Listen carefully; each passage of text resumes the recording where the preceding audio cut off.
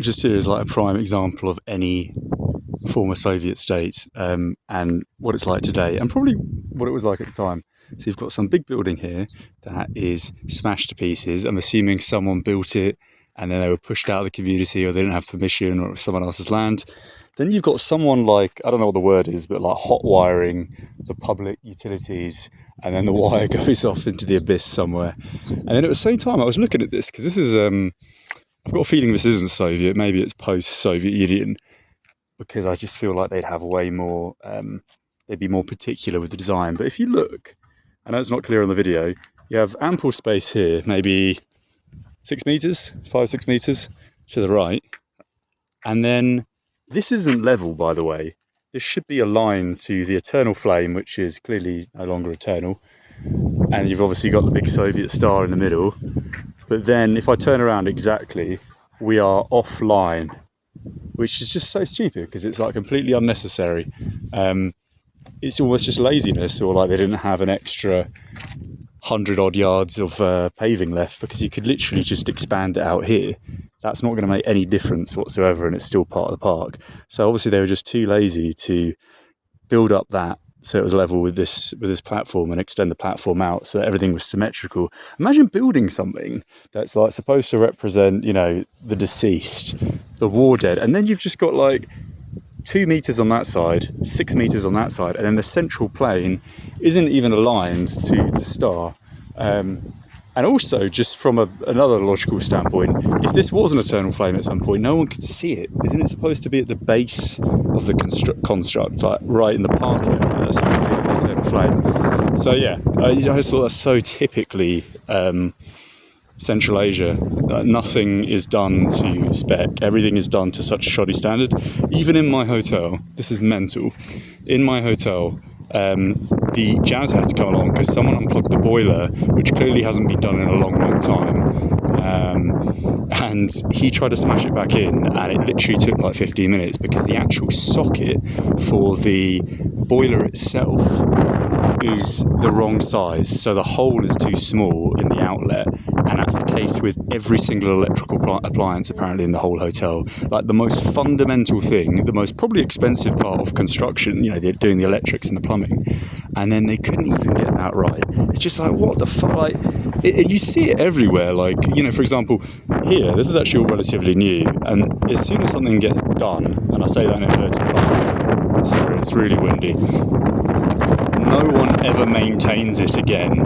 So it's literally just grassed over, probably within 6 or 7 months, and this will never ever be taken care of again. And even like the sidewalks are brand new over there, and they've decided after building all these new sidewalks which go up to the digger in the distance there, that actually they're now going to redo the road, because it's all of construction scam. You see it in Kyrgyzstan as well. So now they've destroyed all of the brand new paving that they've literally just put down. And this, by the way, is so extensive, it goes all the way through here. They've actually just completely torn it up. You can't even see it in this segment. And it goes into town, and then you just come across, like, it's just every guy is like a construction worker here, and I say that loosely. They don't know what they're doing. It's just anyone that can get paid, any family connection. They try and get a relative to get on the salary, get on the dole, we call it. And the paving is just, nothing is leveled.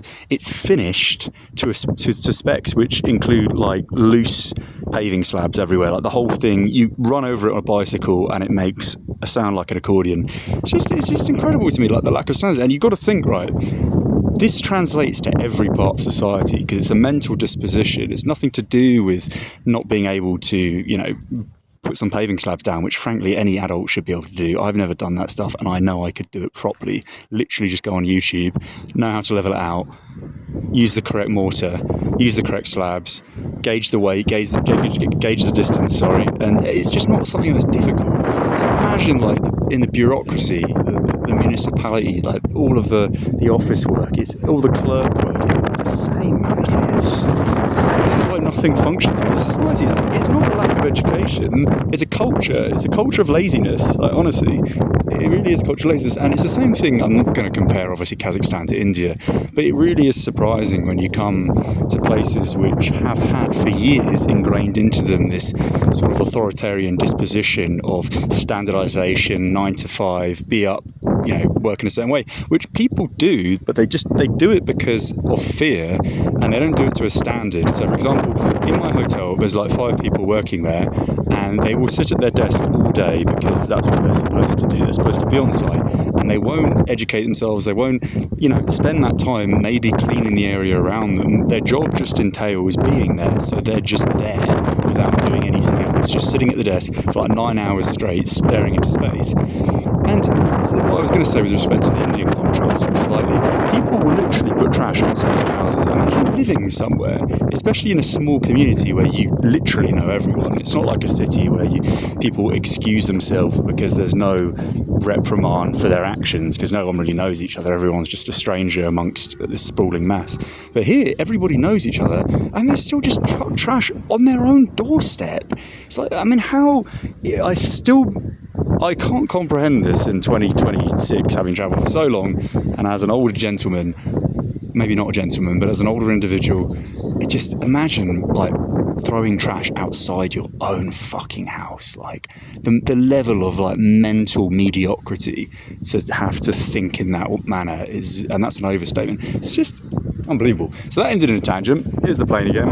This is Karkarani, or Karkarelinsk, because they keep changing the name. And then, this is some Soviet shit. There we go.